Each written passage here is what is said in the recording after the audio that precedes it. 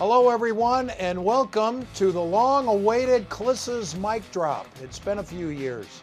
Had a little technical difficulties. Some technical difficulties are more difficult than others, but we're back and we're talking Broncos, we're talking Super Bowl. A lot to go over since we last talked. I think since we last talked, there might have been this virus going around. They called it COVID. But anyway, we are back. I guess we've got a video element to go with this podcast. Sorry about that. But, you know, you do got some nice background here with my old 1971 Chicago Blackhawks. You've got over there, you can't see, but it's the 69 Cubs. Joe Namath, Super Bowl III against the Baltimore Colts. Muhammad Ali. So you have a couple distractions there besides yours truly. Let's go over Super Bowl 59. And like everyone else, I was surprised it wasn't competitive. I did think the Eagles were the better team. My analysis going in was the Eagles were the better team, but the Chiefs had Patrick Mahomes.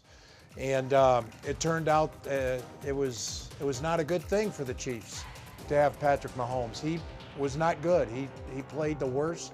I think everyone agrees that's the worst we've all seen Patrick Mahomes play in his 7 years. I think it's 8 years, but 7 years as a player, 5 times to the Super Bowl.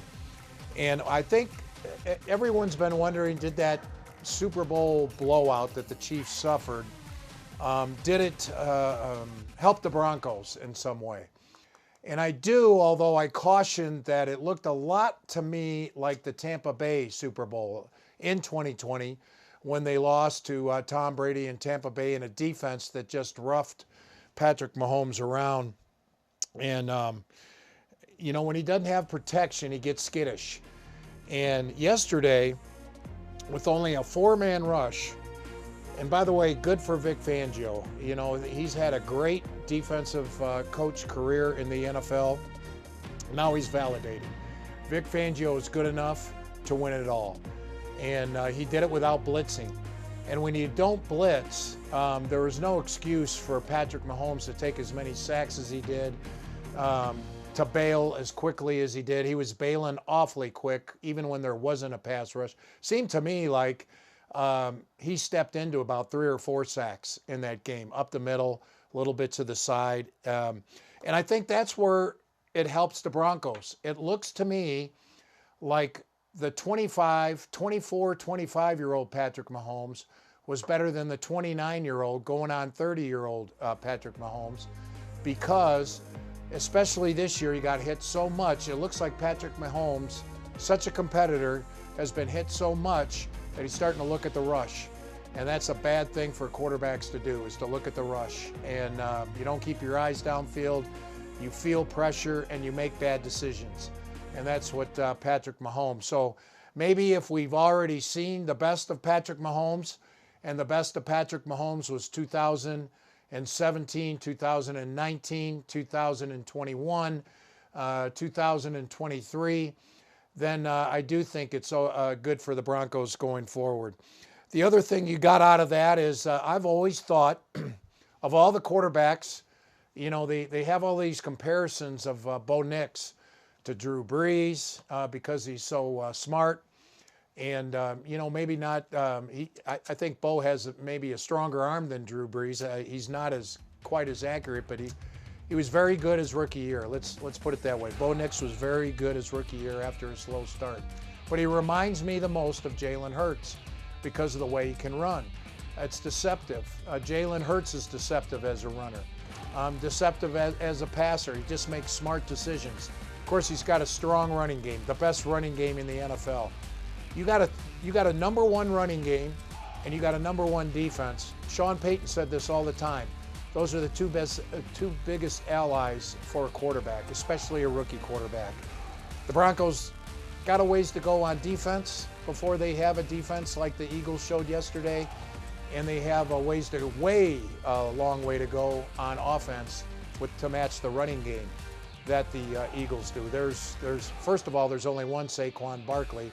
There's also only one Derrick Henry, and then after that, there's a big fall off in running backs in the NFL. So somehow the Broncos got to get a top 10 running back if they want Bo Nix to go to the next level.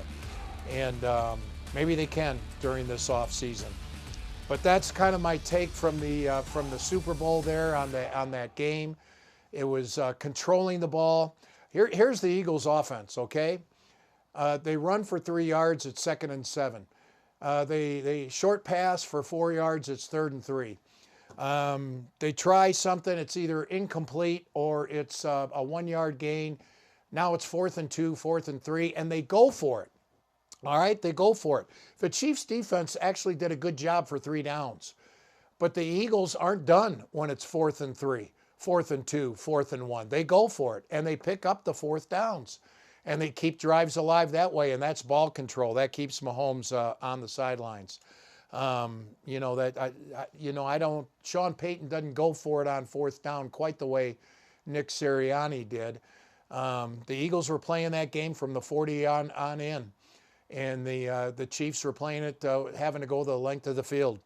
Field position was big. Matt Ariza did not do a good job. Too many touchbacks. Big leg, so what? You got to control the ball in the NFL when you're a punter. Super Bowl week, some of the highlights for me. Talked to Leo Chenal about how his block kick affected really the Chiefs going forward. They probably got the #1 seed, played the Bills in the AFC Championship game at Arrowhead instead of at the Bills Stadium. And that allowed the Chiefs to go to the Super Bowl by playing at home. And also talked to 66-year-old Vic Fangio. We know, I tell you one thing, John Elway picked the right coach when he picked Vic Fangio in 2019. Now you can say he was the right coach with the wrong players. You can say he was the right coach for the wrong role. I think a lot of Bronco fans might say that, but nevertheless, he's a very good defensive coordinator, been in the league, been a coach for over 40 years, and deserved to be validated. And the big news of the week for the Broncos during Super Bowl week was Pat Surtain winning Defensive Player of the Year. And he won it for a couple of reasons. One, he took away half the field, and the voters recognized that. They also recognized that in a year when the leading sack guy, which was Trey Hendrickson, played on a team. It wasn't a monstrous year for Trey Hendrickson. I think he had 16, 17 sacks, but his team didn't make the playoffs. Pat Surtain had his big year at cornerback, and the Broncos made the playoffs. I thought that was the difference. Surtain wasn't named on all the ballots, but he was named on enough, and he got a 26 of the 49 first-place votes. He was the Defensive Player of the Year. And afterwards, at the red carpet and then in the ceremony afterwards, his little press conference, 9 News, we got to catch up and talk to Pat Surtain one-on-one about him winning that Defensive Player of the Year award. We're here with the man of the hour, Pat Surtain, who just won the Defensive Player of the Year, second Bronco to Randy Gradishar. First of all, that has to be rewarding. It is rewarding. It's a satisfying feeling. I got the ultimate gratification once I heard my name. So it's definitely something I worked for, something that I manifested, and I'm very blessed. Cornerbacks generally don't win this award. 9 of the previous 10 were pass rushers, guys with the sack totals. Yeah. You had to do it without stats, so that means maybe even more to you. Yeah, it does mean a lot. I mean, sometimes stats don't tell the whole story. You know, I mean, you could still be a threat, without the stats. So, I'm just very blessed and glad to be in this position I am today. And, there's still more work left to do. I got a lot more, obviously, left in the tank. I still want to, keep on working on being consistent and better each and every year. So they say that you take away half the field for all the game, take away the best player, and that's how you got this award. But was it still gratifying to have 4 picks this year, to make the plays, especially that big one against the Raiders? Yeah, I just capitalized on the opportunities I had come my way. That's the main thing. Once the ball come my way, I got to make a play, make something happen. So, it was just one of those years where I knew if I put all the pieces together, I was going to have a great year, and that's what happened. Yeah. What is Pat's Surtain's plan this offseason? You know, all season, after a long season, you know, you're on last, take some downtime, but, you know, once we get back to work, you know, you get back to work. You know what I mean? You know, looking for a new year, new and better year.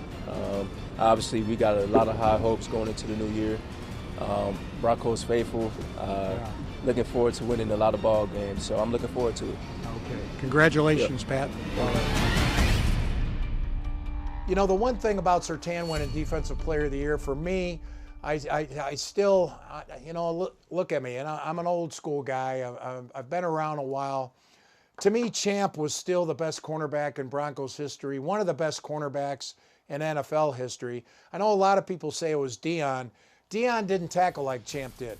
And Champ in 2005, 2006, he had 19 interceptions. And I asked Champ about, you know, the fact that he had more picks and more tackles than Surtain. And Champ never quite got the Defensive Player of the Year. He finished second one year to Jason Taylor, who had a big year for the Dolphins. He was a pass rusher. Pass rushers, by the way, have won that award, Defensive Player of the Year, 9 of the previous 10 seasons. So very unusual for a cornerback to get it. Says something about the type of year Pat Surtain had. But, yes, he was the NFL Defensive Player of the Year. Is he better than Champ Bailey? We talked to Champ about that, and the humbleness, humility of Champ Bailey came through. Pat Surtain, I mean, you almost won this award in 2006 to Jason Taylor. Is he going to break through at the cornerback and second Bronco? I believe so. I'm very confident he should win. I mean, he's been in the conversation since week 3 or 4. So my thing is, are they going to respect the cornerback position like they never do? Yeah. So I'm looking forward to seeing him take on the trophy, though. He's different than you. You had more picks. You tackled more. Tell me why he's so good, going to get all these accolades, and has been getting all these accolades. Well, we all know a good corner's not going to be based off your tackles. It's not going to be based off your picks either. I mean, Darrelle Revis didn't have a lot of picks either, but he was a first ballot Hall of Famer. So it doesn't matter. It's just how you affect the game, and that's what he's really good at. The thing about the quarterbacks these days is they move around more, so it's a lot less opportunity to get your hands on balls. So, you know, unfortunately, he hasn't gotten them. He'll probably start getting them a little more as he goes. Okay, and then make sure you tune in again next week on our second edition of Klis's Mike Drop, and we'll talk with Alex Singleton, Damani Leach, the Broncos president, Jawan Johnson, possibly Saints tight end, who's a free agent, would fit the Sean Payton system as he did. Sean Payton didn't draft him, but signed him as an undrafted free agent in 2019. So a big show again next week. What's ahead for the Broncos? Basically, this week you got Sean Payton is back in his office this week. He's got to interview coaches. All eyes on Kellen Moore. If Kellen Moore took that job, and by the time you listen to this, he might already, but going into this, if Kellen Moore takes the Saints job, that will free up Darren Rizzi, the Saints special teams coordinator, to rejoin Sean Payton on the Broncos staff. That would be a big hire. Broncos special teams in good shape. Marvin Mims, the best returner. Will Lutz, one of the best kickers. Riley Dixon had an excellent year for most of the year, inconsistent at the end. He's now a free agent. We'll see what happens to him coming down the stretch. Inside linebacker, the Broncos are going to fill that internally. They might also at the tight end coach, which is open with Declan Doyle becoming the offensive coordinator for the Chicago Bears. That's what it's looking like for the Broncos. And this is the startup of Klis's Mike Drop here. Following Super Bowl 59. How about those Eagles? The Chiefs? Is the dynasty over? They're still going to be good. They're going to be good as long as Andy Reid and Patrick Mahomes are together. Travis Kelce, definitely, he lost something this year. He was not the same player. And so he's getting a little old. And even if he doesn't retire, not quite the same player. But in Patrick Mahomes, the Chiefs are still going to be the team to beat. They've won it 9 years in a row. Until you beat them, you got to respect them. You may not have to fear them anymore, but you got to respect them. Okay, for Klis's Mike Drop, I'm Mike Klis, and we'll see you again next week.